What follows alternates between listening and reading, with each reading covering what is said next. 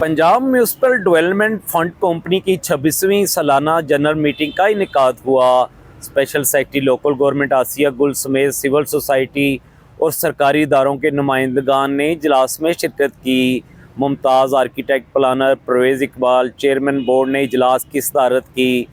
इजलास में गुज़िश्ता गैर मामूली जनरल मीटिंग मिनट्स की मंजूरी दी गई। डायरेक्टर्स और आर्डर रिपोर्ट की मंजूरी के लिए मोअज़्ज़ज़ अरकान के सामने पेश की गई।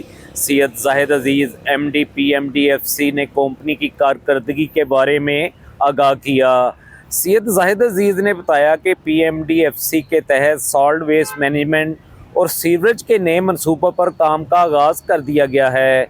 फैसलाबाद और गुजरावाला में 500 मिलियन रुपए की लागत से मटीरियल रिकवरी फैसिलिटी तमीर की जा रही है। इन साइट्स की तमीर से माहौलियाती बेहतरी, रोज़गार के मौके और रिसाइकलिंग को फ़रोग़ मिलेगा। यूनिसेफ के तावन से राजनपुर में जोहर की सफाई के लिए फ्लोटिंग वेटलैंड्स की तनसीब का प्रोजेक्ट भी आखिरी मराहिल में है। पंजाब सिटीज़ प्रोग्राम के तहत 20 अरब रुपये से ज़ायद के वाटर सप्लाई और सीवरेज के मनसूबे ज़ेर तकमील हैं। कंपनी के तहत मुख्तलिफ ई-गवर्नेंस इक़दामात का सिलसिला भी जारी है।